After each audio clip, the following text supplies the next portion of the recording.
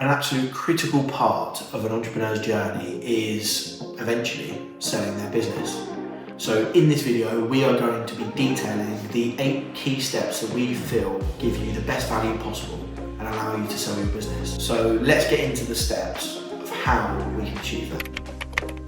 So the first step is thinking about your buyer. So there's 4 key questions here that you need to ask. Firstly, who is your buyer? Are they a private equity firm? Are they a third-party sale? Or are they a management team member that wants to buy the business? The second question is, what does your buyer actually want from the sale and how would they want it to be structured? Management buyout may mean that they can't afford it all up front, so they'll need to defer that over a 5 or 10 year period. The third question and the fourth question is really about the value that you're looking to get for the business. How much do you want from the sale and how much will your buyer be willing to pay at the current date? And if there's a real discrepancy between the 2 figures, how do you then increase that value to make sure that you're getting what you want for the business? Step number 2 is timescale. So we know who you want your buyer to be, and now it's thinking about the timescale of from now to when you sell. And the more time you give, the better it is to plan out this transaction. So when do you want to sell? If you've got 3 years in mind, we really need to give ourselves a year grace for the transaction to actually complete, because typically it takes between 6 and 9 months from the start of the transaction to the end and when it completes.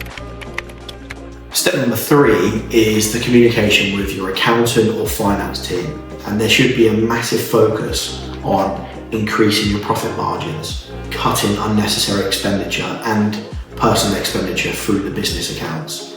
There needs to be a focus on potentially cutting staff members to make sure that the team is as efficient as possible. And all of this is going to allow you to increase your EBITDA to then increase the value of the company when you come to sell.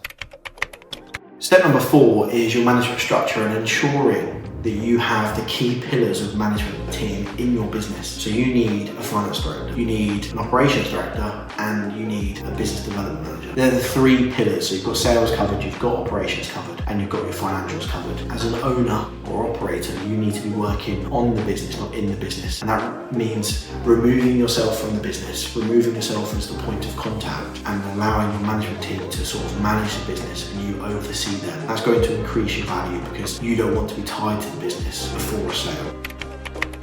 Step number 5 is systems and processes. So you should have an internal control system like a stock system.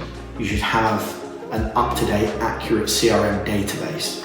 And you need to be documenting all of your internal processes. And this is going to allow you to seamlessly transition from one ownership team to the next ownership. Step number 6 is about improving the revenue in your business. So are you a business that can have clients on contract? If so, is all of your clients on a contract? Have you reviewed your prices recently? Is the market price sensitive? If it is, then you might not be able to do anything here. But if it isn't, then can you increase your prices to maximize your profit margins? And also reviewing your total revenue. Does more than 10% come from one client? I would go as far as to say 5% should not come from any one single client, because this is going to be a massive red flag when you go through financial due diligence. Step number 7 is all about reviewing and evaluating the steps. After implementing all of the steps that we've discussed, would you buy your business? If not, why not? Can you do anything to change that? Secondly, it's about reviewing your current industry. Is there disruption ahead? Is it turbulent at the moment? Has there been recent sales? If there's been recent sales, it means that there potentially is an appetite to buy in your industry, which is a great time to sell. If it's turbulent or disrupted, then it's probably a better time to pause it and revisit in 12 months' time. And finally, it's about looking at the economy. Is the economy currently stable? Are the banks currently lending? Is there a lot of tax changes on the horizon? Any of these can really disrupt your sale. So it's about picking the right time. And the final step is all about what an accountant can do for you. You've done all of the previous steps. An accountant can really look at your business, review your current structure. Is it as tax efficient as it should be? Can we make adjustments there? It's about helping plan your steps if you haven't done any of them at the moment, and making sure that all of these steps work for you. And it's potentially about preparing management accounts that is going to allow your buyer to see on a quarterly or monthly basis how the business is performing, looking at that seasonality and trends in the business. And that can, in some cases, increase the value that you sell the business at. And then finally, it's about making sure that you're prepared to go into these negotiations. An accountant will help value the company. You might think that the company is worth £3 million, but an accountant is going to go in there, scrutinise your figures and come out with a valuation. And that may be, in some cases, a figure higher than what you're expecting, or in some cases, lower than what you're expecting.